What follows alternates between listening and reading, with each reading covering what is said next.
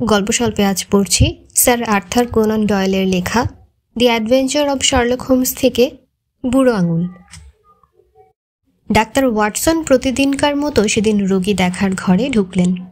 ঘরে ঢুকে দেখতে পেলেন একটু আগে এক গার্ড সাহেব যে রোগীটার কথা বলছিলেন সে বসে আছে একটা টেবিলের কাছে। তার টুপিটা টেবিলে একটা বইয়ের ওপর রেখে দিয়েছিলেন। তার পোশাকে সুরুচির পরিচয় পাওয়া যায়। তার এক হাতে একটা রুমাল জড়ানো, রক্তে টকটকে লাল হয়ে গেছে। ভদ্রলোক স্বাস্থ্যবান, পুরুষালী চেহারার, বয়স 25-এর বেশি হবে না, কিন্তু তাকে অত্যন্ত বিবর্ণ দেখাচ্ছিল।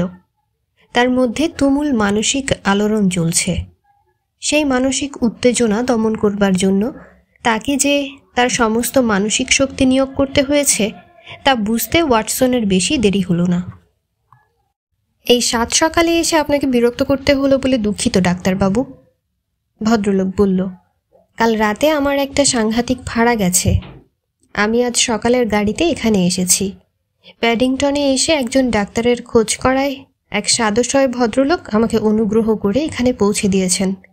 আমি আপনার ভৃত্যকে আমার কার্ড দিয়েছিলাম, কিন্তু দেখছি ও কার্ডটা পাশের টেবিলের উপর ফেলে রেখে গেছে। ওয়াটসন কার্ডটা তুলে নিয়ে দেখলেন। তাতে লেখা আছে, Victor Hatherley, hydraulic engineer, 16A Victoria street, 4 তলা। ওয়াটসন একটা চেয়ারে বসতে বসতে বললেন, আপনাকে এতক্ষণ বসিয়ে রাখার জন্য দুঃখিত। আপনি এইমাত্র ট্রেন থেকে নেমেছেন বলে মনে হচ্ছে। রাত্রিরের ট্রেনগুলো। ওয়াটসনের কথা শেষ হবার আগেই হো হো করে হেসে উঠলেন ভদ্রলোক। বললেন, কিন্তু আমার রাত্রি ভ্রমণটাকে একঘেয়ে বলা চলে না। চেয়ারে হেলান দিয়ে ঘর কাঁপিয়ে হাসতে লাগলেন ভদ্রলোক। ওয়াটসনের ডাক্তারি মন এই বিরুদ্ধে বিদ্রোহ করে উঠল। টেবিলের উপর যে জলের বোতলটা ছিল তা থেকে কিছু জল নিয়ে ভদ্রলোকের নাকে মুখে ছিটিয়ে দিতে দিতে ওয়াটসন বললেন, থামুন থামুন, শান্ত হন। প্রকৃতিস্থ হতে বেশ খানিকটা সময় নিলেন ভদ্রলোক। যখন কোনো ভীষণ সংকট অতিক্রান্ত হয়, উত্তেজনার যে অভিব্যক্তি তখন মানুষের চোখে মুখে দেখা দেয়, তার মধ্যেও তেমনি প্রবল উত্তেজনার অভিব্যক্তি দেখা গেল। একটু বাদে ভদ্রলোক যখন শান্ত হলেন তখন তাকে অত্যন্ত ক্লান্ত ও বিবর্ণ দেখাচ্ছিল। হাঁপাতে হাঁপাতে লজ্জিত স্বরে ভদ্রলোক বললেন, আমি নিজেকে ঠিক রাখতে পারিনি, খ্যাপার মতো ব্যবহার করেছি। ওয়াটসন পানির সঙ্গে একটু ব্র্যান্ডি মিশিয়ে ভদ্রলোককে দিয়ে বললেন, এখন এটা গলায় ঢেলে দিন তো। ভদ্রলোক ওটুকু চটপট গ্রহণ করে নিলেন। তার রক্তহীন ফ্যাকাশে মুখে রক্ত ফিরে এলো। ভদ্রলোক বললেন, এখন একটু ভালো বোধ করছি, অসংখ্য ধন্যবাদ আপনাকে। এইবার ডাক্তার, আপনি অনুগ্রহ করে আমার বুড়ো আঙ্গুলটা, অর্থাৎ হাতের যেখানে চোট ছিল সে জায়গাটা একটু দেখুন তো। হাতে জড়ানো রুমালটা আস্তে আস্তে খুলে ফেলল ভিক্টর হ্যাথারলি। তারপর তার হাতখানি বাড়িয়ে ধরলেন আমার দিকে। সেখানে তাকিয়েই ওয়াটসনের শক্ত স্নায়ু আর উপশিরাগুলো পর্যন্ত কেঁপে উঠল। ভদ্রলোকের হাতে 4টি আঙুল। বুড়ো আঙুলের জায়গাটা রক্তে লাল। মনে হলো ক্ষুরধার কোনো তরোয়াল দিয়ে কেউ যেন বুড়ো আঙুলটাকে গোড়া থেকে কেটে নিয়েছে। ওয়াটসন জিজ্ঞাসা করলেন, কি সাংঘাতিক, নিশ্চয়ই খুব রক্তপাত হয়েছে? ভদ্রলোক উত্তর দিলেন, হ্যাঁ, রক্ত নেহাত কম পড়েনি। আঙ্গুলটা দুখানা হয়ে যাবার সঙ্গে সঙ্গে জ্ঞান হারিয়ে ফেলি। আমি কতক্ষণ অজ্ঞান হয়েছিলাম তা এখন আর মনে নেই আমার। জ্ঞান আসার পর দেখলাম তখনও রক্ত গড়িয়ে পড়ছে। তখন আমি নিজে পকেট থেকে রুমাল বার করে জায়গাটা বেঁধে নিলাম। ওয়াটসন ভালো করে পরীক্ষা করে দেখলেন। বললাম, খুব ভারী আর ধারালো অস্ত্র দিয়ে আঘাত করা হয়েছে। খুন করবার জন্য আপনাকে আক্রমণ করেছিল নাকি কেউ? ভদ্রলোক বললেন, ঠিক ধরেছেন। ওয়াটসন ক্ষতটা মুছে দিয়ে পরিষ্কার করে ওষুধ লাগিয়ে দিলেন। তারপর ব্যান্ডেজ বেঁধে দিলেন। তারপর তাকে শুইয়ে দিয়ে জিজ্ঞেস করলেন, এখন কেমন লাগছে? ভদ্রলোক বললেন, খুব ভালো। আপনার ব্র্যান্ডি আর ব্যান্ডেজের কল্যাণে আমি যেন নতুন জীবন পেলাম। খুব দুর্বল হয়ে পড়েছিলাম, কিন্তু তা সত্ত্বেও আমি বিশ্রাম পাইনি। ওয়াটসন বললেন, কথা বলবেন না, আপনার নার্ভের উপর বড় বেশি চাপ পড়ছে। ভদ্রলোক বললেন, পুলিশের কাছে গিয়ে আমাকে সব কিছু খুলে বলতে হবে। কিন্তু কি জানেন, বুড়ো আঙুলটা যদি গোড়া থেকে কাটা না যেত তবে লোকে আমার কথা একেবারেই বিশ্বাস করতো না। ঘটনাটা এমনই অসাধারণ, আর আমার তরফে প্রমাণ দেওয়ার মতো কিছু নেই। লোকে যদি আমার কথা বিশ্বাসও করে তবে তাদের অস্পষ্ট কয়েকটা সূত্রই শুধু দিতে পারবো। তাতে ঘটনাটা ঠিকমতো বলা হবে কি না সে বিষয়ে আমার যথেষ্ট সন্দেহ আছে। ওয়াটসন বললেন, তা ব্যাপারটা যদি রহস্যময় কিছু হয় তবে আপনি সরাসরি পুলিশের কাছে যাবার আগে আমার বন্ধু মিস্টার শার্লক হোমসের সঙ্গে দেখা করতে পারেন। ভদ্রলোকের মুখ উজ্জ্বল হয়ে উঠল। বললেন, ওর কথা অনেকের মুখে শুনেছি। যদি উনি আমার কাজে হাত দেন তাহলে আমি অত্যন্ত আনন্দিত হব। অবশ্য তারপরে আমাকে পুলিশে খবর দিতেই হবে। আপনি কি মিস্টার হোমসের কাছে একটা চিঠি লিখে দেবেন? ওয়াটসন বললেন, তার দরকার নেই, আমি নিজেই আপনাকে তার কাছে নিয়ে যাব। চলুন, এখন গেলে প্রাতরাশটাও ওর সঙ্গে সেরে নেওয়া যাবে। আপনি যেতে পারবেন তো এখন? ভদ্রলোকটি বললেন, পারবো। ঘটনাটা খুলে না বলা পর্যন্ত আমি শান্ত হতে পারবো না। শার্লক হোমস বৈঠকখানায় বসে খবরের কাগজ পড়ছিলেন। পরনে ড্রেসিং গাউন, চোখ হারানো প্রাপ্তি নিরুদ্দেশের কলমের উপর, ঠোঁটের ভাঁজে পাইপ, ঘরে তামাকের ধোঁয়া। দেখে বুঝতে পারা গেল এখনও প্রাতরাশ হয়নি। সাদরে প্রশান্ত ভঙ্গিতে ওয়াটসনদের স্বাগত জানালেন হোমস। তারপর তাজা শূকর মাংস আর ডিমের ব্যবস্থা করলেন। খাওয়া দাওয়া শেষ হলে হ্যাথারলিকে একটি সোফায় বসতে অনুরোধ করলেন তিনি। ভিক্টর হ্যাথারলির হেলান দেওয়া মাথার নিচে একটা নরম কুশন দেওয়া হলো। একটি টি পটে হ্যাথারলির হাতের কাছে এক গ্লাস জল আর ব্র্যান্ডি রাখা হলো। হোমস বললেন, মিস্টার হ্যাথারলি, আপনি সোফায় শুয়ে পড়তে পারেন স্বাচ্ছন্দ্যে। কোনো রকম সংকোচ করবেন না। যতটুকু পারেন বলুন, কিন্তু যখনই ক্লান্ত বোধ করবেন থেমে পড়বেন। ব্র্যান্ডির গেলাস চুমুক দিয়ে শক্তি বজায় রাখুন। হ্যাথারলি বললেন, অসংখ্য ধন্যবাদ। ডক্টর ওয়াটসন এমন দক্ষ হাতে আমার ক্ষতস্থান ব্যান্ডেজ করে দিয়েছেন যে একটু অসুবিধা বা অস্বাচ্ছন্দ্য বোধ করছি না। তার ওপর আপনার এখানে প্রাতরাশের পর আমি সম্পূর্ণ সুস্থ বোধ করছি। আপনার মূল্যবান সময় যাতে বেশি নষ্ট না হয় সেদিকে আমি নজর রাখব। আমার এই আশ্চর্য অভিজ্ঞতাটা না বলা পর্যন্ত আমি একটুও শান্তি পাচ্ছি না। বড় ইজি চেয়ারটাতে গা এলিয়ে দিলেন হোমস। চক্ষু পলবের ক্লান্তি ও তন্দ্রাভাব তার স্বভাবের তীক্ষ্ণতা ও কৌতূহলকে আড়াল করে রেখেছে। ভিক্টর হ্যাথারলি শুরু করলেন। প্রথমেই বললেন যে বলে রাখা ভালো আমি একজন অনাথ ও অবিবাহিত। লন্ডনে ফ্ল্যাট ভাড়া করে একলাই থাকি। আমি একজন হাইড্রোলিক ইঞ্জিনিয়ার।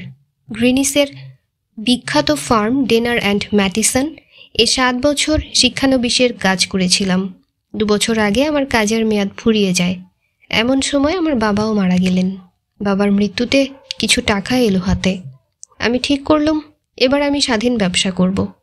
সেই জন্যে ভিক্টোরিয়া স্ট্রিটে কয়েকটা ঘরও ভাড়া নিয়েছিলাম। ব্যবসা করতে গিয়ে প্রথম দিকে অনেকেরই মতো কিছু কষ্ট হয়েছিল আমার। 2 বছরের মধ্যে মাত্র 3 বার কল পেয়েছিলাম ছোটোখাটো পরামর্শ নেওয়ার জন্য, আর একবার মাত্র একটা ছোট কাজ হাতে এসেছিল। সব মিলিয়ে এইসব কাজে আমি পেয়েছিলাম মাত্র 27.5 পাউন্ড। প্রত্যেক দিন সকাল 9টা থেকে বিকেল 4টে পর্যন্ত বসে বসে মক্কেলের জন্য অপেক্ষা করতাম। কিন্তু শেষটায় আমার মন খারাপ হয়ে গেল। স্বাধীনভাবে ব্যবসা করা যে আমার ভাগ্যে নেই, শেষ পর্যন্ত এই ধারণাই মনে জেগে উঠতে লাগলো। কাল যখন আমি অফিস বন্ধ করে বেরোবার মতলব আছি, আমার সহকারী এসে খবর দিল যে এক ভদ্রলোক ব্যবসা সংক্রান্ত ব্যাপারে আমার সাক্ষাৎ চান। সে একটি কার্ড দিল আমার হাতে, তাতে লেখা কর্নেল লাউসেন্ডার স্টার্ক। একটু পরেই কর্নেল আমার ঘরে এসে ঢুকলেন। এরকম চিমসে চেহারার লোক আমার চোখে খুবই কম পড়েছে। গালের চামড়া টান টান হয়ে হাড়ের উপর চাপা দেওয়া আছে, কিন্তু তার চোখের উজ্জ্বলতার জলজল করছিল। পদক্ষেপ ছিল ক্ষিপ্র, আর চালচলনেও আত্মপ্রত্যয়ের সুদৃঢ় ছাপ। সাধাসিধে পোশাক পরনে, বয়স প্রায় 40-এর কাছাকাছি বলে মনে হলো। এই চিমসে ভদ্রলোকের রকম সকম দেখে কেন জানি না আমার মনে একসঙ্গে বিতৃষ্ণা আর আশঙ্কার ভাব জেগে উঠল। মক্কেল হারাবার সম্ভাবনা সত্ত্বেও আমি আমার অস্থিরতা গোপন করতে পারলাম না। বললাম, আপনার উদ্দেশ্যটা খুলে বললে বাধিত হব। আমার সময়ের কিঞ্চিত মূল্য আছে। ভদ্রলোক জিজ্ঞেস করলেন, 1 রাত্রির জন্যে 50 গিনিতে আপনার পোষাবে? শুধু 1 রাত্রির কাজ? আসলে তাও নয়, ঘণ্টাখানেকের কাজ বললেই ঠিক হবে। আমি শুধু হাইড্রোলিক মেশিন সম্পর্কে আপনার পরামর্শ চাইছি। মেশিনটা হঠাৎ অচল হয়ে গেছে। যদি কোন জায়গাটায় খারাপ হয়েছে তা দেখিয়ে দেন, তাহলে আমরা নিজেরাই এটা ঠিক করে নিতে পারবো। আমি বললাম, কাজটা সহজ এবং সে তুলনায় পারিশ্রমিকটা বেশ মোটা রকম বলে মনে হচ্ছে। ভদ্রলোক বললেন, তাহলে ওই কথাই রইল। আমরা চাই আপনি আজ রাত্রের শেষ গাড়িতেই বার্কশায়ারের আইফোর্ডে আসুন। আইফোর্ডশায়ারের লাগোয়া একটা ছোট্ট জায়গা, রিডিং স্টেশন থেকে 7 মাইল মাত্র। প্যাডিংটন থেকে একটা গাড়ি আছে, সেই গাড়িতে গেলে 11:15টার মধ্যেই আপনি পৌঁছতে পারবেন। আমি একটা ঘোড়ার গাড়ি ব্যবস্থা করে আপনার জন্য অপেক্ষা করব। আমি বললাম, ঘোড়ার গাড়ি কেন? ভদ্রলোক বললেন, জায়গাটা একটা পাড়াগার মধ্যে আর আইফোর্ড স্টেশন থেকে পুরো 7 মাইল। আমি বললাম, তাহলে মাঝরাত্রির আগে আমরা সেখানে পৌঁছতে পারবো না, আর সম্ভবত ফিরে আসার গাড়িও পাওয়া যাবে না। রাতটা কি তাহলে আমায় ওখানেই কাটাতে হবে? ভদ্রলোক সবিনয়ে বললেন, হ্যাঁ, তবে কাজ চালানো গোছের একটা বিছানার অবশ্যই আমরা ব্যবস্থা করব। আমি বললাম, দিনের বেলায় বা অন্য যে কোনো সময় গেলে হয় না? ভদ্রলোক বললেন, আমরা ভালো করেই ভেবে দেখেছি যে বেশি রাতে আসাই আপনার পক্ষে ভালো। অসুবিধার ক্ষতিপূরণ হিসেবেই আপনার মতো অজানা লোককে এতগুলো টাকা দিচ্ছি। ওই টাকায় যে কোনো নিপুণ হাইড্রোলিক ইঞ্জিনিয়ার আমরা নিশ্চয়ই পেতাম। তবে আপনার যদি পছন্দ না হয়, আপনি কাজটা ছেড়ে দিতে পারেন। আমার 50 গিনির কথা মনে পড়ে গেল। লোভ সংবরণ করতে পারলাম না, তাই রাজি হয়ে গেলাম। ভদ্রলোক বললেন, তাহলে ওই কথাই রইল। তীব্র দৃষ্টি শেষবারের মতো আমার দিকে তাকিয়ে বললেন, একটা কথা মনে রাখবেন, এ সম্পর্কে একটি কথাও কাউকে বলবেন না কিন্তু। যাই হোক, আইফোর্ডে যাওয়ার সর্বশেষ গাড়ি ধরবার উপযুক্ত সময়ে স্টেশনে এসে হাজির হলাম আমি। 11টার পরের ক্ষীণ অস্বচ্ছ আলোয় কেমন যেন রহস্যময় দেখাচ্ছিল স্টেশনটি। সেখানে আমি একমাত্র যাত্রী ট্রেন থেকে নামলাম। প্ল্যাটফর্মে লণ্ঠন হাতে ঘুম জড়ানো চোখে একটি কুলি ছাড়া আর কাউকেই দেখা যাচ্ছিল না। কিন্তু যখন আমি স্টেশনের ফটক পেরিয়ে এলাম, দেখলাম সেই ভদ্রলোক স্টেশনের ডান দিকে এক কোণায় অন্ধকারে অপেক্ষা করছেন। একটিও কথা না বলে সেই ভদ্রলোক আমার হাতে চেপে ধরলেন। তাড়াতাড়ি আমাকে গাড়িতে নিয়ে ওঠালেন। গাড়িটার দরজা খোলা ছিল। ভদ্রলোক দুদিকের জানালা টেনে দিলেন। তারপর গাড়ির মধ্যে পা দিয়ে একটি মৃদু শব্দ করলেন ভদ্রলোক। ঘোড়াটা যেন প্রাণপণে গাড়িটা টেনে নিয়ে ছুটল। হঠাৎ হোমস জিজ্ঞেস করলেন, একটা ঘোড়া? হ্যাথারলি বললেন, হ্যাঁ, মাত্র একটাই ঘোড়া ছিল। হোমস আবার প্রশ্ন করলেন, কি রঙের ঘোড়া ছিল লক্ষ্য করেছেন কি? তারপর একটু ভেবে নিয়ে বললেন, আচ্ছা, ঘোড়াটাকে কি খুব ক্লান্ত দেখাচ্ছিল? হ্যাথারলি উত্তর দিলেন, রাস্তার আলোয় দেখেছিলাম ঘোড়াটার রং ছিল উজ্জ্বল বাদামি, আর ঘোড়াটা ছিল একেবারে তাজা আর ঝকঝকে। ধন্যবাদ, হোমস বললেন। আপনাকে কথার মাঝখানে বাধা দেওয়ার জন্য দুঃখিত। বলুন আপনার গল্প। হ্যাথারলি পুনরায় দম নিয়ে বলতে শুরু করলেন। তারপর আমরা চলতে লাগলাম। প্রায় ঘণ্টাখানেক হবে। কর্নেল লাইসান্ডার স্টার্ক বলেছিলেন 7 মাইল পথ গাড়িতে যেতে হবে। আমার কিন্তু মনে হয় যে বেগে ঘোড়া ছুটছিল ও যতটুকু সময় আমাদের লেগেছিল তাতে নিশ্চয়ই 12 মাইলের মতো পথ অতিক্রম করতে হয়েছিল আমাদের। আমার পাশে চুপচাপ বসেছিলেন কর্নেল। একাধিকবার আমি তার দিকে তাকিয়েছিলাম এবং প্রতিবারেই দেখেছিলাম তীক্ষ্ণ চোখে তিনি আমার দিকে তাকিয়েছিলেন। রাস্তা বড় এবড়ো-থেবড়ো ছিল, ফলে খুব ঝাঁকুনি লাগছিল আমাদের। কোনো সময় তো গাড়ি প্রায় কাত হয়ে পড়ছিল। যাই হোক, আর কিছুক্ষণ বাদেই গাড়ি থামল। কর্নেল লাফ দিয়ে নামলেন আর আমিও তাকে অনুসরণ করলাম। তখন তিনি সামনের খোলা দরজা দিয়ে দ্রুত হাতে আমাকে টেনে নিলেন ভিতরে। আমরা যেন সরাসরি গাড়ি থেকে হল ঘরে ঢুকলাম, আর এক্ষুনি ঘরের দরজা সশব্দে আমাদের পেছনে বন্ধ হয়ে গেল। তারপরেই এলো ঘোড়ার খুরের আওয়াজ। বুঝতে পারলাম ঘোড়ার গাড়িটা চলে যাচ্ছে। ঘরের ভিতরটায় গাঢ় অন্ধকারে কর্নেল বিড়বিড় করতে করতে দেয়াশলাইয়ের জন্য হাতড়াচ্ছিলেন। হঠাৎ এমন সময় প্রবেশ পথের অন্যদিকের একটা দরজা খুলে গেল। তারপর একটা লম্বা সোনালি হলদে আলো এগিয়ে এলো আমাদের দিকে। ক্রমশ আলোটা চওড়া হতে লাগলো। দেখলাম এক ভদ্র মহিলা বাতিটা মাথার উপর তুলে ধরলেন। সুন্দরী ভদ্রমহিলাটি উঁকি মেরে আমাদের দেখছিলেন। কর্নেল তার কাছে গিয়ে তার কানে কানে ফিসফিস করে কি যেন বললেন। তারপর ভদ্রমহিলা যে ঘর থেকে এসেছিলেন সেই দিকে তাকে ঠেলে দিলেন। ভদ্রমহিলা প্রস্থান করতেই কর্নেল বাতি হাতে আবার আমার কাছে এসে দাঁড়ালেন। তারপর পাশের আর একটা দরজা খুলে কর্নেল বললেন, দয়া করে কয়েক মিনিট এ ঘরে অপেক্ষা করুন। ঘরটি ছোট আর নিস্তব্ধ। কর্নেল দরজার কাছে একটি পিয়ানোর ওপর বাতিটি রাখলেন। তারপর এক্ষুনি আসছে বলে তিনি অন্ধকারে অদৃশ্য হয়ে গেলেন। আশ্চর্য রকম নিঃশব্দ ঘর। ইতস্তত পায়চারি করতে লাগলাম আমি। হঠাৎ সেই অসহ্য নীরবতার মধ্যে দরজাটা একটু একটু করে খুলে গেল। দেখলাম ফাঁকা জায়গায় দাঁড়িয়ে সেই মহিলা। তার পেছনে হলঘরের অন্ধকার। তার দিকে তাকিয়েই বুঝতে পারলাম ভদ্রমহিলা এক অজ্ঞাত ভয়ে বিহবল হয়ে পড়েছেন। তিনি আমাকে তর্জনী তুলে চুপ করে থাকবার ইঙ্গিত করলেন। তার আঙ্গুল কাঁপছিল। ফিসফিস করে ভাঙা ভাঙা ইংরেজিতে তাড়াতাড়ি কয়েকটি শব্দ উচ্চারণ করলেন ভদ্রমহিলা। কথা বলার সময় তার ভয় পাওয়া ঘোড়ার মতো চোখ দুটো বারবার পেছনের অন্ধকারের দিকে তাকাচ্ছিল। ভদ্রমহিলা বললেন, আপনার জায়গায় আমি হলে পালিয়ে যেতাম। এখানে মেরামত করবার কিছু নেই আপনার। আপনি এই পাশের দরজা দিয়ে চলে যান। কেউ আপনাকে বাধা দেবে না। আমাকে মৃদু হেসে মাথা নাড়তে দেখে হঠাৎ তিনি এক পা এগিয়ে এসে কানে কানে বললেন, ঈশ্বরের দোহাই, সময় থাকতে এখনও এখান থেকে চলে যান। আমার স্বভাবটাই একগুঁয়ে বরাবর। যেসব কাজে বাধা বিপত্তি আছে সেই সব কাজেই ঝাঁপিয়ে পড়বার জন্যে কেমন যেন একটা প্রবণতা বরাবরই আমার রক্তে ছিল। তাছাড়া 50 গিনি পারিশ্রমিক, ক্লান্তিকর পথ, পর্যটন এবং অবশিষ্ট রাত্রির কথা ভাবলাম আমি। যে কাজের ভার আমার উপর দেওয়া হয়েছে তা শেষ না করে প্রাপ্য পারিশ্রমিক না নিয়ে কেন আমি চোরের মতো পালিয়ে যাব? কে জানে ভদ্রমহিলা বাতিগ্রস্ত কিনা। এই ভদ্রমহিলার কথা শুনে অত্যন্ত অস্থির হয়ে পড়লেও বাইরের হাবভাবের কোনো চাঞ্চল্য প্রকাশ না করে আমি মাথা নাড়লাম এবং যেখানে ছিলাম সেখানে থাকার ইচ্ছা প্রকাশ করলাম। ভদ্রমহিলা আবার তার অনুরোধ করতে যাচ্ছিলেন, কিন্তু ঠিক এই সময় তার উপরতলায় একটা দরজায় জোরে শব্দ হলো এবং সিঁড়িতে অনেকগুলো পায়ের শব্দ শোনা গেল।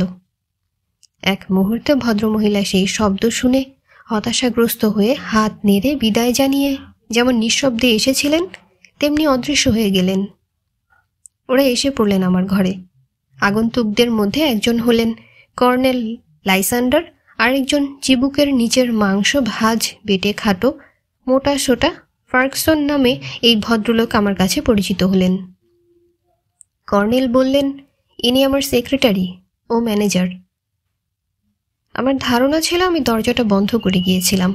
নিশ্চয়ই আপনার ঠান্ডা লেগে গেছে। আমি বললাম, না না, ঘরের চাপা আবহাওয়ার জন্য আমি নিজেই দরজাটা খুলেছি। সন্দিগ্ধ চোখে আমার দিকে তাকালেন কর্নেল। তারপর বললেন, আচ্ছা, এবার তাহলে বরং আমার আসল কাজে মন দেওয়া উচিত, মিস্টার ফার্কসন, এবং আমি আপনাকে মেশিনটা দেখাবার জন্য নিয়ে যাব। সবাই মিলে আমরা উপরতলার দিকে রওনা হলাম। কর্নেল বাতি হাতে আগে আগে চললেন। আমি আর মোটা ম্যানেজার তার অনুসরণ করলাম। এলোমেলো পাক খাওয়া সিঁড়ি, অনেকগুলো বারান্দা, প্যাসেজ, সংকীর্ণ সিঁড়িপথ, এইসব মিলিয়ে গোলকধাঁধার মতো বাড়িটা। দরজাগুলো ছোট আর নিচু। এই দরজাগুলোর নিচের চৌকাঠ বছরের পর বছর অসংখ্য লোকের যাতায়াতে গর্ত গর্ত হয়ে গেছে। নিচুতলার উপরে গালিচা বা আসবাবপত্র কোনো চিহ্ন নেই। দেয়ালেরও পলেস্তরা উঠে যেতে চলেছে। স্যাঁতসেঁতে শ্যাওলা আর অসংখ্য অস্বাস্থ্যকর দাগে ভরা দেওয়াল। আমি যতদূর সম্ভব নিরুদ্বেগ ও নির্বিকার ভাব দেখাবার চেষ্টা করছিলাম, কিন্তু মহিলাটির সতর্কবাণী অবহেলা করলেও তা সম্পূর্ণ উড়িয়ে দিইনি এবং সেই কারণেই সঙ্গী দুজনের ওপর প্রখর দৃষ্টি রেখে চলছিলাম। অবশেষে কর্নেল একটা নিচু দরজার সামনে এসে দাঁড়ালেন। দরজা খুলতেই দেখতে পেলাম একটা 4 চৌকো ঘর। ফার্গসন বাইরেই রইলেন, আর কর্নেল আমাকে ভেতরে নিয়ে ঢুকলেন। বললেন, আমরা এখন আসলে হাইড্রোলিক মেশিনের মাঝখানে দাঁড়িয়ে আছি। কেউ যদি এখন মেশিনটা চালিয়ে দেয় তাহলে আমাদের অবস্থা দারুণ শোচনীয় হয়ে উঠবে। এই ছোট ঘরটার ছাদ আসলে এই নিম্নগামী চাপদণ্ডের প্রান্তভাগ। বহু টন শক্তি নিয়ে এই চাপ নেমে আসে ধাতব মেঝের উপর।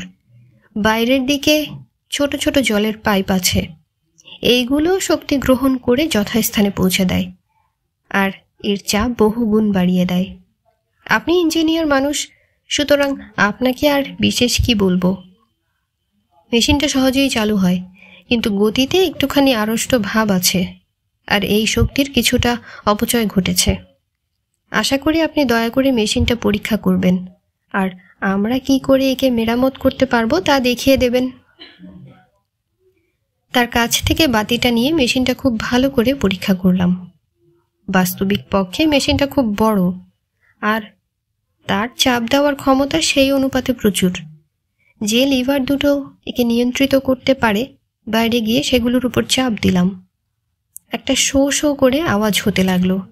সেই আওয়াজ শুনে বুঝতে পারলাম সেগুলোতে কোথাও একটু ফুটো আছে, যার জন্যে পাশের সিলিন্ডার দিয়ে জল বাইরে আসে।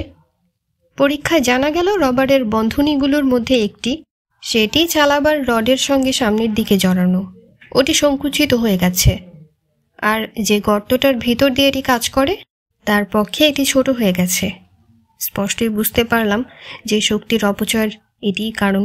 সঙ্গীতের সে কথা আমি বুঝিয়ে দিলাম। তারা গভীর মনোযোগ দিয়ে আমার মন্তব্য শুনলেন এবং কি করে সেগুলো মেরামত করবেন সেই জন্য জ্ঞাতব্য বিষয়গুলি জেনে নিলেন। সব কথা তাদের পরিষ্কার করে বুঝিয়ে দেবার পর আমি মেশিনটার প্রধান অংশ যে ঘরে রাখা হয়েছিল সেখানে ফিরে গেলাম, আর কৌতূহল নিবারণের জন্য ভালো করে আগাপাশ তলা দেখতে লাগলাম। একবার দেখে বুঝতে পারলাম যে সাজি মাটির গল্প একেবারে মিথ্যা, কারণ এ কথা অবিশ্বাস্য যে এত ছোট কাজের জন্য এত বিরাট একটা মেশিন বসানো হয়েছে। দেয়ালগুলো কাঠের, আর মেঝেটা আসলে লোহার একটা বড় পাত। পরীক্ষা করবার সময় তার সর্বত্র ধাতব দ্রব্যের একটা স্তর দেখতে পেলাম। ঘরে বসে পরীক্ষা করছিলাম আমি। হঠাৎ ঘাড় ফিরিয়ে দেখলাম কর্নেল বিবর্ণ পাণ্ডুর মুখে জার্মান ভাষায় বিড়বিড় করছেন। চোখাচোখি হতেই তিনি জিজ্ঞাসা করলেন, কি করছেন আপনি এখানে? একটা মিথ্যা গল্প বলে আমাকে এখানে নিয়ে আসবার জন্যে মনে মনে ক্ষুব্ধ হয়েছিলাম আমি। তার কথার জবাবে বললাম, আপনার সাজি মাটির তারিফ করছিলাম। যদি জানতাম আপনার মেশিন যথার্থ কোনো উদ্দেশ্যে ব্যবহৃত হয় তবে যন্ত্র সম্পর্কে আপনার ভালো করে উপদেশ দিতে পারতাম। কথাগুলো বলে ফেলেই কিন্তু নিজের এই হটকারিতার জন্য অনুতপ্ত হলাম আমি। দেখলাম কর্নেলের মুখ কঠিন হয়ে গেছে, তারা ধূসর চোখে হিংসার আগুন। কর্নেল বললেন, বেশ, এক্ষুনি আপনি মেশিনটা সম্পর্কে সব কিছু জানতে পারবেন। এক পা পেছনে সরে গিয়ে জোরে জোরে ছোট দরজাটা বন্ধ করে চাবি ঘোরালেন কর্নেল। তক্ষুনি ভয়ে বিবর্ণ হয়ে দরজার কাছে ছুটে গেলাম আমি। সজোরে হাতল ধরে টানলাম, কিন্তু সম্পূর্ণ বন্ধ হয়ে গিয়েছিল দরজা। আমার লাথি আর সজোরে ধাক্কা সত্ত্বেও একটুও নড়ল না। চিৎকার করে উঠলাম, হ্যালো হ্যালো হ্যালো কর্নেল, আমাকে বাইরে যেতে দিন। তারপর হঠাৎ সেই নিস্তব্ধতার মধ্যে একটা বিশেষ ধরনের শব্দ শুনে আমার অন্তরাত্মা শুকিয়ে গেল।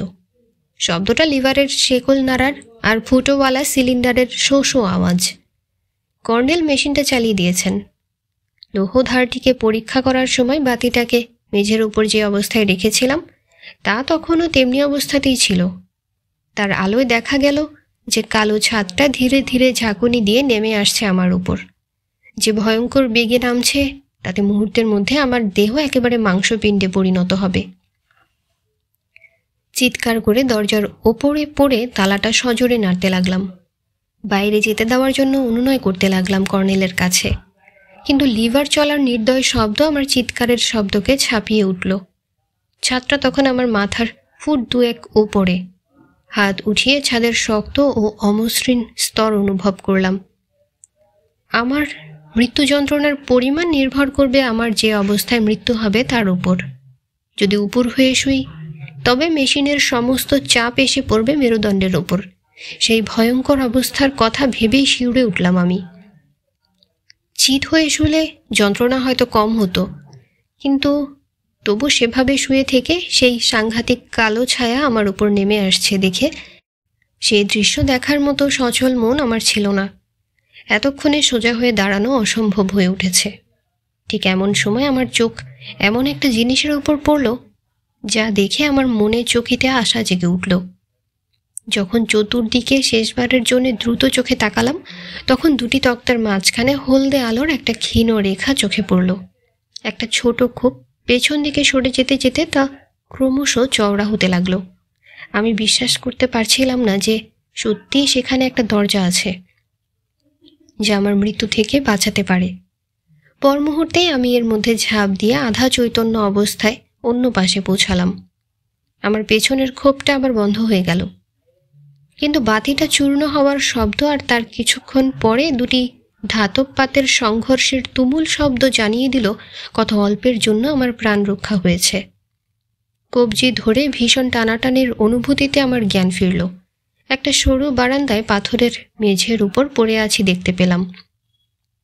এক ভদ্রমহিলা তখন আমার উপর নত হয়ে তার বাঁ হাত দিয়ে আমাকে টানাটানি করছিলেন। তার ডান হাতে একটা মোমবাতি। বলা বাহুল্য ইনি সেই সহৃদয়া বান্ধবী যার সতর্কবাণী আমি নির্বোধের মতো অগ্রাহ্য করেছিলাম। হাঁপাতে হাঁপাতে তিনি বললেন, আসুন আসুন, ওরা এক্ষুনি এখানে এসে পড়বে, এক্ষুনি দেখতে পাবে যে আপনি সেখানে নেই। মূল্যবান সময় নষ্ট না করে চলে আসুন। এবার আর আমি তার উপদেশ অগ্রাহ্য করিনি। টলতে টলতে কোনো মতে উঠে দাঁড়ালাম। তার সঙ্গে ছুটে ছুটে বারান্দা আর আঁকা বাঁকা সিঁড়ি পেরিয়ে নিচে গেলাম। আর সেখানে পৌঁছানোর সঙ্গে সঙ্গেই ধাবমান পদক্ষেপের শব্দ আর দুটি কণ্ঠস্বরের চিৎকার শুনলাম। ভদ্রমহিলা হতভম্বের মতো কিংকর্তব্য বিমূঢ় চোখে চারিদিকে তাকাচ্ছিলেন। তারপর তিনি একটা দরজা খুলে দিলেন। এর ভিতর দিয়ে শোবার ঘরের দিকে একটা পথ চলে গেছে। সেই ঘরের জানালা দিয়ে ঢুকছিল উজ্জ্বল চাঁদের আলো। ভদ্রমহিলা বললেন, এই আপনার একমাত্র সুযোগ। উঁচু হলেও এখানে আপনি লাফ দিয়ে উঠতে পারবেন। হঠাৎ সেই পথটার অপর প্রান্তে একটা আলো দেখা গেল কর্নেল এক হাতে লণ্ঠন আর অন্য হাতে কসাইয়ের দায়ের মতো একটা ধারালো অস্ত্র নিয়ে দৌড়ে আসছিলেন। শোবার ঘরের মধ্য দিয়ে দৌড়ে গিয়ে জানালাটা তাড়াতাড়ি খুললাম। তারপর মুহূর্তে জানলার চৌকাঠের ওপর উঠে বাগানের দিকে ঝুলে পড়েছি। শুধু জানালার চৌকাঠ ধরে আছে হাত দুটি। এমন সময় একটা তীব্র আঘাত পড়ল আমার হাতের ওপর। অসার ব্যথায় শিথিল হয়ে এলো হাত। নিচে বাগানে পড়ে গেলাম আমি। এমনভাবে পড়ে যাওয়ায় ঝাঁকুনি খেয়েছিলাম, কিন্তু সৌভাগ্যবশত আহত হইনি। তাই উঠে দাঁড়িয়ে যত দ্রুত সম্ভব দৌড়ে ঝোপের ভিতরে গেলাম আমি। বিপদ যে তখনও শেষ হয়নি তা বুঝতে আমার বাকি ছিল না। দৌড়বার সময় সাংঘাতিকভাবে ঘুরে উঠল মাথা। যে হাত ব্যথায় টনটন করছিল সেদিকে তাকিয়ে এই প্রথম দেখতে পেলাম যে আমার বুড়ো আঙ্গুলটা নিশ্চিহ্ন। সেই ক্ষতস্থান থেকে রক্ত ঝরছে অঝরে। রুমাল দিয়ে তা বাঁধতে চেষ্টা করলাম, কিন্তু তখন আমার কান ভো ভো করতে লাগলো। পর মুহূর্তেই আমি গোলাপের ঝোপের ভিতর জ্ঞান হারিয়ে পড়ে গেলাম। কতক্ষণ অজ্ঞান ছিলাম এখন আমার আর তা মনে নেই। জ্ঞান ফিরতেই দেখলাম পূবের আকাশ ফর্সা হয়ে আসছে। আমার সারা শরীর শিশিরে ভেজা। আহত বুড়ো আঙ্গুল থেকে রক্ত পড়ে পড়ে কোটের হাতা ভিজে গেছে। সাংঘাতিক যন্ত্রণা আমাকে মুহূর্তের মধ্যে এই অদ্ভুত অভিজ্ঞতার সব কথা মনে করিয়ে দিল। কর্নেলের কাছ থেকে এখনো নিরাপদ নই এই ধারণা নিয়ে উঠে দাঁড়ালাম। বড় রাস্তার পাশে একটা ঝোপের কোণে আমি পড়েছিলাম। তার একটু নিচের দিকে একটা লম্বা দালান। কাছে গিয়ে দেখলাম গত রাতে যে স্টেশনে গাড়ি থেকে নেমেছিলাম ওটা তাই। হাতের বিভৎস ক্ষত নিয়ে ওই ভয়াবহ ঘটনাবলীকে একটা দুঃস্বপ্নের মধ্যে ফেলে গাড়ির কথা জিজ্ঞাসা করলাম। ঘণ্টা খানেকের ভিতরেই রিডিংয়ের গাড়ি আছে জানা গেল। গত রাতে গাড়ি থেকে নামবার সময় যে মুটেকে দেখেছিলাম তাকেও এখন দেখা গেল। সে কখনো কর্নেল লাইস্যান্ডার এর নাম শুনেছে কিনা জিজ্ঞাসা করলে সে বলল ও নাম সে কোনোদিনই শোনেনি। গতরাতে প্ল্যাটফর্মের বাইরে আমার জন্যে কোনো ঘোড়ার গাড়ি অপেক্ষা করতে সে দেখেছিল কিনা জিজ্ঞেস করায় সে ঘাড় নেড়ে নেতিবাচক জবাব দিল। আমি তখন ভয়ানক অসুস্থ ও দুর্বল। সেই অবস্থায় আমার পক্ষে অত দূর যাওয়া সম্ভব ছিল না। শহরে পৌঁছে তারপর আমার কথা পুলিশে জানাবো বলে ঠিক করলাম। 6টা বাজবার অল্প একটু পরেই আমি এখানে এসে পৌঁছলাম। আমার ক্ষতস্থান পরিষ্কার করে ডাক্তার ওয়াটসন ব্যান্ডেজ করে দিলেন। তারপর তিনি দয়া করে আমাকে আপনার কাছে নিয়ে এসেছেন। মিস্টার হোমস, মামলাটা আমি আপনার হাতেই দিতে চাই। আপনি যেরকম উপদেশ দেবেন আমি সেই মতো কাজ করব। এই অদ্ভুত কাহিনী শুনে হোমস আর ওয়াটসন দুজনে কিছুক্ষণ চুপ করে রইলেন। তারপর শার্লক হোমস তাক থেকে একটা মোটা বই বার করলেন। এই বইটায় খবরের কাগজের কাটিং আর সরকারি নোট টুকে রাখতেন হোমস। হোমস বললেন, এখানে একটা বিজ্ঞাপন রয়েছে, আপনাদের মন আকৃষ্ট করতে পারে হয়তো। প্রায় বছরখানেক আগে সবগুলো কাগজে এই বিজ্ঞাপনটা প্রকাশিত হয়েছিল। এ মাসের 9 তারিখে জেরেমিয়া হেইলিং নামে 26 বছর বয়সের একজন হাইড্রোলিক ইঞ্জিনিয়ার হঠাৎ নিখোঁজ। রাত্রি 10টার পর তিনি বাড়ি থেকে বেরিয়ে যান এবং তারপরে তার সম্বন্ধে আর কোনো খবর জানা যায়নি। তার পরনে পোশাক ছিল ইত্যাদি ইত্যাদি। তারপর হোমস ধীর গলায় বললেন, আমার এই ধারণা হলো এই যে গতবার যখন কর্নেল তার মেশিন মেরামত করতে চেয়েছিল তখনকার ব্যাপার। বিস্ময়ে ও আতঙ্কে হ্যাথারলি চিৎকার করে বললেন, আহা, তাহলে ভদ্রমহিলা যা বলেছিলেন এইটাই তার আসল মানে? হোমস বললেন, নিঃসন্দেহে। এ কথাই স্পষ্ট যে কর্নেল একজন ঠান্ডা মাথার ভয়ানক লোক। তিনি সম্পূর্ণ দৃঢ় প্রতিজ্ঞ ছিলেন যাতে কেউই তার অভীষ্ট কাজে বাধা জন্মাতে না পারে। যেসব বাঘা বোম্বেটেরা জাহাজের কাউকেই জীবন্ত রাখে না, তার আচরণও তাদের মতো। আচ্ছা মিস্টার হ্যাথারলি, যদি আপনার অসুবিধা না থাকে, মানে আপনি যদি সক্ষম হন, তাহলে আইফোর্ড রওনা হওয়ার আগে আমাদের একবার স্কটল্যান্ড ইয়ার্ডে যেতে হবে। প্রায় 3 ঘন্টা পর শার্লক হোমস, ভিক্টর হ্যাথারলি ও ডক্টর ওয়াটসন স্কটল্যান্ডের ইয়ার্ডের ইন্সপেক্টর মিস্টার ব্র্যাডস্ট্রিটের কাছে পৌঁছলেন।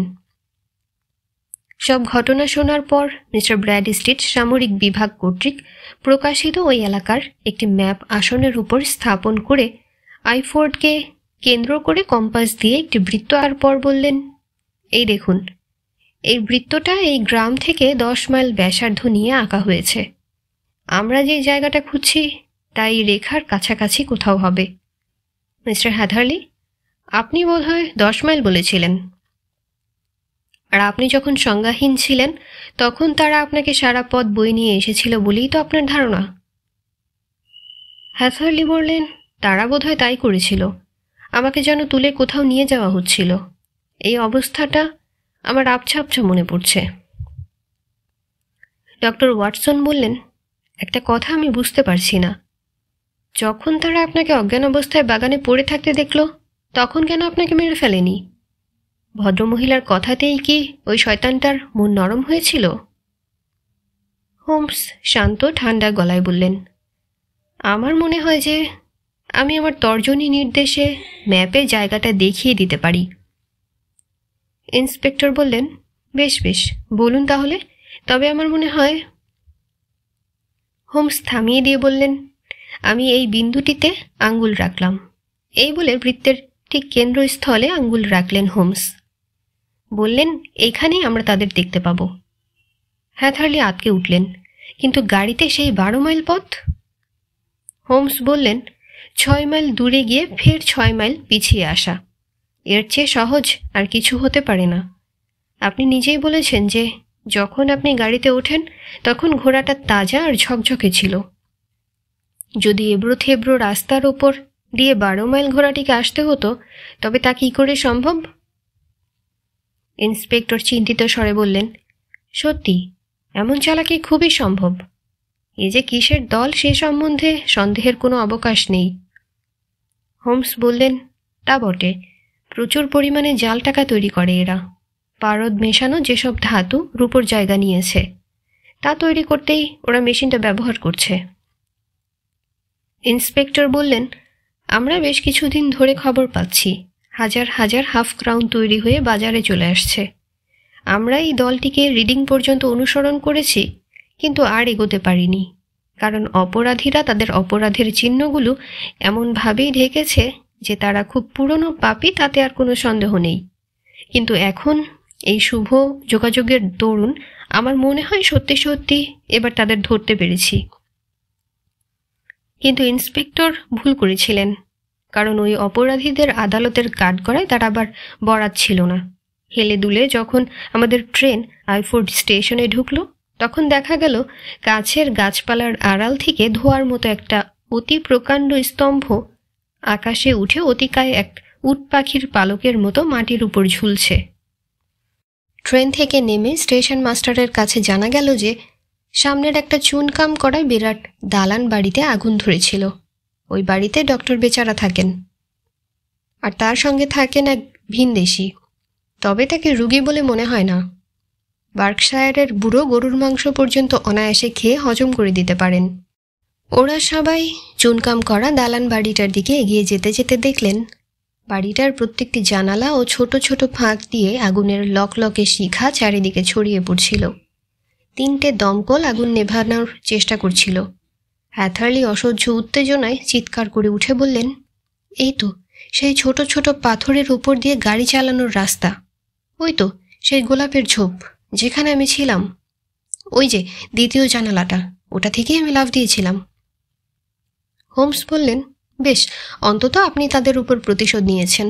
এতে আর সন্দেহ নেই যে আপনার বাতি মেশিনের মধ্যে পিষে গিয়ে কাঠের দালানগুলোতে আগুন লাগিয়ে দিয়েছিল, এবং এও নিশ্চিত তারা আপনার পিছু ধাওয়া করতে এত উত্তেজিত হয়েছিল যে তখন তারা তা খেয়ালই করেনি। আপনার গত রাতের বন্ধুদের চেনবার জন্যে এখন এই জনতার উপর সতর্ক রাখুন। তারপর হোমস সন্দেহ মিশ্রিত কণ্ঠে বললেন, বোধহয় আমার মনে হচ্ছে এই সময়ের মধ্যেই তারা বেশ কয়েকশো মাইল দূরে চলে গেছে। শেষ পর্যন্ত হোমসের আশঙ্কাই সত্যি হয়েছিল। সেই থেকে এখনো পর্যন্ত ওই ভদ্রমহিলা, ওই জার্মান আর ওই বিষণ্ণ ইংরেজ কারক সম্বন্ধে কোনো খোঁজ পাওয়া যায়নি। গ্রামের লোকেদের কাছে জিজ্ঞাসা করে জানা গেল সেদিনই খুব ভোরবেলায় এক চাষি একটি গরুর গাড়ি দেখতে পেয়েছিল। সেই গরুর গাড়িতে কয়েকজন লোক আর কয়েকটি ভারী বাক্স ছিল। রিডিংয়ের দিকে দ্রুত যাচ্ছিল গাড়িটা, কিন্তু সেখানে থেকেই পলাতকদের সমস্ত চিহ্ন অদৃশ্য হয়ে যায়। হোমসের রহস্যভেদী সত্যসন্ধানী শক্তি পর্যন্ত তাদের বাসস্থান সম্পর্কে ক্ষীণতম সূত্রও আবিষ্কার করতে সক্ষম হয়নি। দমকলের লোকেরা ভিতরে যে বন্দোবস্ত দেখতে পেয়েছিল তাতে হতভম্ব হয়ে গিয়েছিল। 3 তলার জানালার চৌকাঠে তারা একটা টাটকা কাটা বুড়ো আঙ্গুল পেয়ে আরও হতবুদ্ধি হয়ে গিয়েছিল। হ্যাথারলি যেখানে জ্ঞান ফিরে পেয়েছিল এবং কিভাবে বাগান থেকে তাকে স্টেশনে নিয়ে আসা হয়েছিল তা একটা রহস্যের আড়ালেই থেকে যেত যদি সেখানকার নরম মাটি বিশদভাবে ব্যাপারটা পরিষ্কার করে না দিত। স্পষ্টই দেখা গেল যে 2টি লোক তাকে বয়ে নিয়ে এসেছিল। তাদের একজনের পা খুব ছোট আর অন্যজনের পা অস্বাভাবিক রকমের বড়। হোমস সিদ্ধান্ত করলেন যে সেই নীরব ইংরেজ ছিল তার সঙ্গীর চেয়ে কম দুঃসাহসী ও কম নির্দয়। সংজ্ঞাহীন মানুষটিকে বিপদের মুখ থেকে সরিয়ে নিতে সে ওই ভদ্রমহিলাটিকে সাহায্য করেছিলেন। আজকের মতো এখানেই শেষ হলো স্যার আর্থার কোনান ডয়েলের লেখা the adventure of Sherlock Holmes থেকে বুড়ো আঙুল। গল্প স্বল্প ভালো লাগলে সাবস্ক্রাইব করে আমাদের সাথে থাকুন। ধন্যবাদ। আল্লাহ হাফেজ।